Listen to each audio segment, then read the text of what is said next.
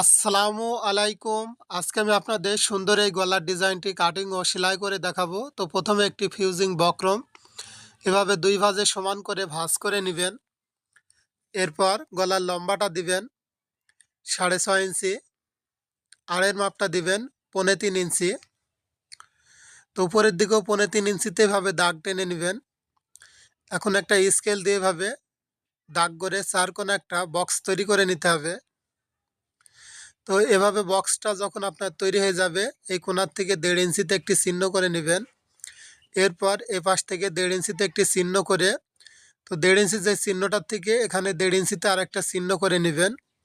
তো আমার হাতের দিকে লক্ষ্য করে দেখুন আমি ডিজাইনটা যেভাবে আর্ট করছি, ঠিক এইভাবে আপনাদের ডিজাইনটা আর্ট করে নিতে হবে।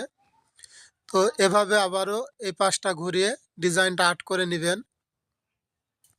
তো এখন এখান থেকে 2 ইঞ্চিতে একটি চিহ্ন করে, তো এখানে বাইরের দিক দিয়ে একটু ডিজাইনটা আর্ট করে নেবেন।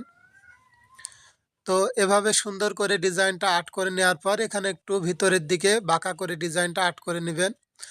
এখন বাড়তি বক্রম নেবেন 1 ইঞ্চি পরিমাণ। তো এভাবে 1 ইঞ্চি বক্রমটা এভাবে সুন্দর করে দাগ টেনে নেবেন। তো এই গলার ডিজাইনটা এখন কেটে নিতে হবে।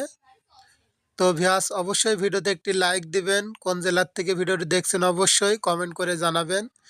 তো এই গলাটা আমি এখন আপনাদের সেলাই করে দেখাবো।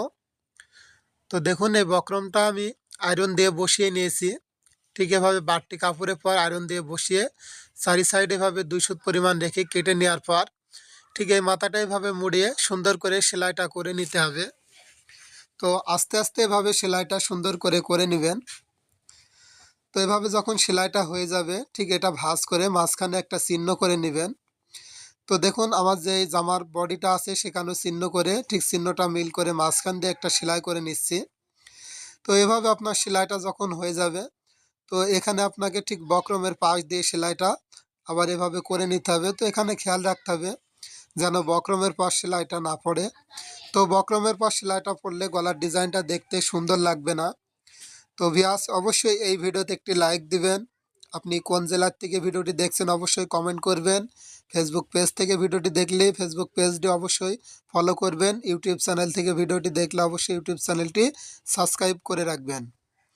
তো এভাবে সেলাই হয়ে গেলে এখানে যে বাড়তি কাপড়গুলা থাকবে ভিতরে 2 সুত পরিমাণ রেখে বাকি কাপড়গুলা এভাবে কেটে দিবেন। তো এখন কিছু জায়গায় এভাবে কেটে দিবেন যাতে গলার ডিজাইনটা সুন্দরভাবে ওঠে। তো এভাবে কিছু জায়গা কাটা হয়ে গেলে তো এটাকে এভাবে সোজা করে কোনাগুলো একটা স্ক্রু দিয়ে এভাবে সমান করে বের করে নেবেন। তো দেখুন কত সুন্দর একটি ডিজাইন দেখালাম। তো আরও ডিজাইন দেখার জন্য অবশ্যই ফেসবুক থেকে দেখলে ফেসবুক পেজটি ফলো দিবেন।